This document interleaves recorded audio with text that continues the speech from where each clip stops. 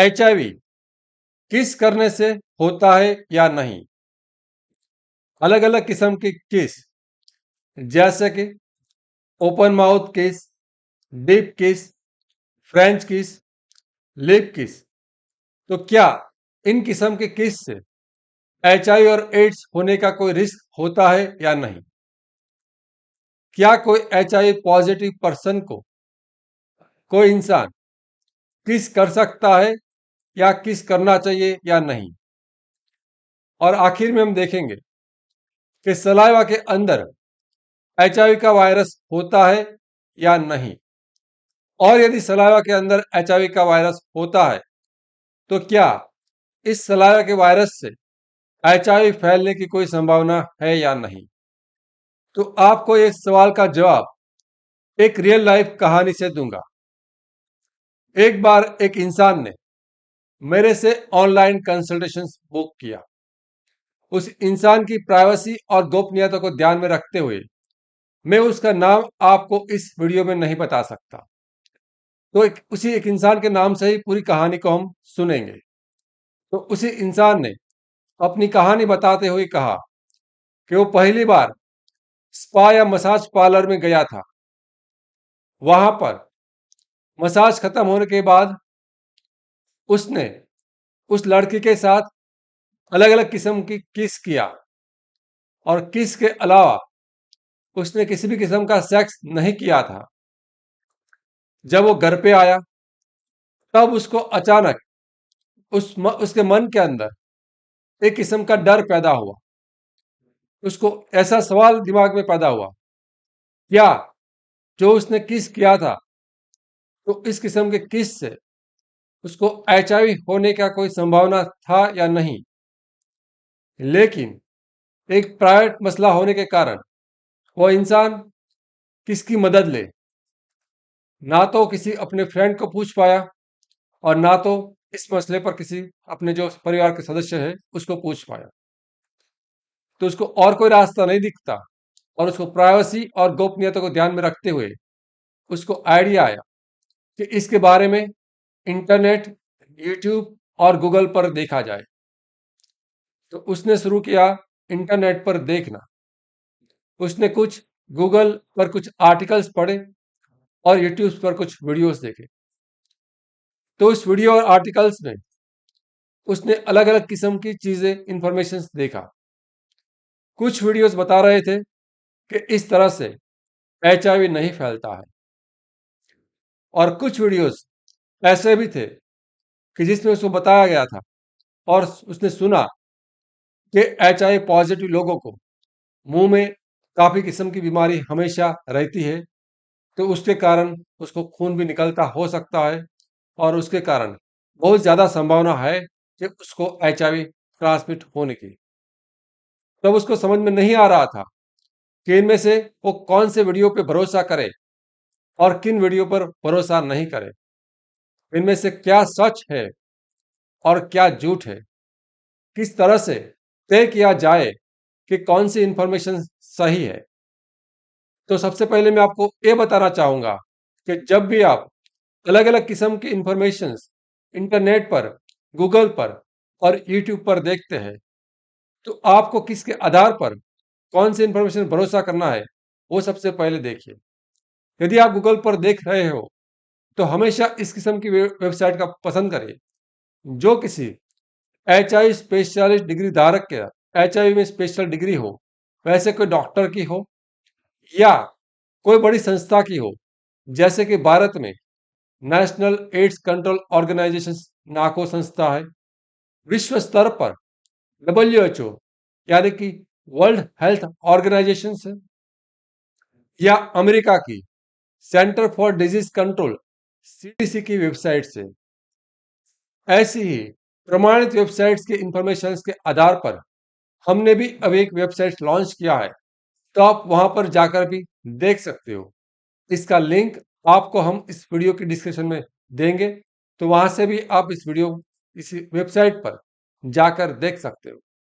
तो हम उसके बाद कुछ वीडियोस ऐसी भी है जिसका काम होता है आपके डर को बढ़ाना, क्योंकि एक साइकोलॉजी है, ह्यूमन साइकोलॉजी, और एक मार्केटिंग का स्टंट भी है कि जिस इंफॉर्मेशन या तो वीडियो में डर होता है वह इंफॉर्मेशन लोग ज्यादा पढ़ते हैं, जिस वीडियो में ज्यादा डर होता है वो वीडियो लोग ज्यादा देखते हैं। तो उस जानबूझकर कुछ लोग उस वीडियो के अंदर आपका डर को बढ़ाएंगे, और उस वीडियो के डर को बढ़ाने के बाद आपको कुछ इलाज का पेशकश करेंगे, और इस इलाज के लिए आपको हर्बल, आयुर्वेदिक या कभी कभार एलोपैथी मेडिसिन भी हो सकती है, और आपको इस मेडिसिन को काफी महंगे, जिससे कोई फायदा नहीं होने वाला है, तब भी आपको 10,000 रुपए से लेकर 1 लाख रुपए तक भी बेचेंगे। और कभी कभार इंसान इतना डरा होता है तो इतनी महंगी दवाई भी वो परचेस कर लेता है, खरीद लेता है। इससे उसके इंसान को इसमें कोई फायदा नहीं होने वाला, स्वास्थ्य तौर पर उसको कोई फायदा नहीं होने वाला, लेकिन उसके समय और पैसे के तौर पर उसको नुकसान जरूर होगा। तो याद रखिए, अब हम आते हैं हमारा जो मेन क्वेश्चन था, तो क्या किस करने से एचआईवी फैलता है? तो इसका जवाब है किस करने से एचआईवी नहीं फैलता है। क्या लिप किस, ओपन माउथ किस, फ्रेंच किस, तो क्या इन तरीके से किस करने से भी एचआईवी फैलने की कोई जोखिम है या नहीं? तो इस किस्म की किस करने से भी एचआईवी होने का कोई रिस्क नहीं है। क्या एचआईवी पॉजिटिव व्यक्ति को उसका पार्टनर किस कर सकता है या नहीं? तो हाँ, एचआईवी पॉजिटिव व्यक्ति को भी उसके पार्टनर्स के द्वारा किस कर सकते हैं, उसमें उसको एचआईवी होने का कोई खतरा नहीं है। और क्या सलावा के अंदर एचआईवी का वायरस होता है या नहीं होता? तो सलावा के अंदर एचआईवी का वायरस तो होता है, लेकिन उसकी मात्रा इतनी कम होती है कि जिससे एचआईवी फैलने की कोई संभावना नहीं है। तो यदि आपने कोई किस किया है और उससे आप डरे हुए हो कि कहीं आपको एचआईवी ना हो जाए, तो आपको डरने की जरूरत नहीं है, आपको एचआईवी नहीं होगा। लेकिन यदि आप उस डर को कंट्रोल करना चाहते हो, तो सबसे पहले आपको इंटरनेट पर इस मसले पर पढ़ना और वीडियो देखना बंद करना पड़ेगा, क्योंकि आपके लिए काफी मुश्किल है कि इनमें से कौन सी इंफॉर्मेशन सही है और कौन सी इंफॉर्मेशन गलत है। और हो सकता है कि आपका डर का फायदा कोई और उठा सकता है और आपसे बहुत ज्यादा पैसा भी वसूल कर सकता है। तो हमारा कंक्लूजन है कि किस करने से एचआईवी नहीं फैलता है, और किसी भी किस्म के सामाजिक संपर्क से भी एचआईवी नहीं फैलता है। जैसे कि किसी व्यक्ति के साथ हाथ मिलाना, या तो एक थाली में खाना खाने से, एक ही गिलास से पानी पीने से, एक ही घर पर रहने से, या किसी ऑफिस पर एक ही जगह पर काम करने से, एक ही टॉयलेट का इस्तेमाल करने से, साबुन का इस्तेमाल करने से, या बाथरूम का इस्तेमाल करने से। तो इस तरह से किसी भी किस्म के सामाजिक संपर्क से एचआईवी नहीं फैलता है। तो किन कारणों से एचआईवी फैलता है? बस आपको वो सिर्फ 4 कारण याद रखने हैं। यदि आपके साथ इन 4 कारणों में से कुछ भी नहीं हुआ है, तो आपको डरने की कोई जरूरत नहीं है, और किसी भी डॉक्टर से बात करने की भी जरूरत नहीं है। तो अब जानते हैं कि कौन से 4 कारणों से एचआईवी फैलता है। पहला है एचआईवी पॉजिटिव ब्लड। यदि किसी को ब्लड ट्रांसफ्यूजन होता है, यानी कि ब्लड को चढ़ाया जाता है, तब किसी को एचआईवी होने की संभावना होती है। लेकिन आज की मॉडर्न टेक्नोलॉजी में हर ब्लड बैंक में उसका ब्लड का टेस्टिंग होता है, तो इस तरह से एचआईवी फैलने की संभावना बहुत कम हो चुकी है, ना के बराबर हो चुकी है। दूसरा है निडल एंड सिरिंज। जो लोग इंजेक्शन से नशा करते हैं, अक्सर वो लोग ग्रुप में बैठकर एक ही सुई और सिरिंज से नशा करते हैं। तो इस तरह से एक इंसान से दूसरे इंसान को एचआईवी हो सकता है। यदि कोई एचआईवी पॉजिटिव महिला है और वो अपना इलाज नहीं कराती है, तो उसको आने वाले बच्चे को एचआईवी होने की संभावना 30 से 40% रहती है। और यदि उसी महिला का जो WHO यानी कि वर्ल्ड हेल्थ ऑर्गेनाइजेशन और CDC यानी कि centre for disease control America की संस्था के गाइडलाइन के हिसाब से उसका इलाज होता है, तो आने वाले बच्चे को HIV होने की संभावना थियोरेटिकली 2% से कम हो जाएगी, लेकिन प्रैक्टिकली हम किसी बच्चे को HIV आते ऐसा देखते अभी नहीं है।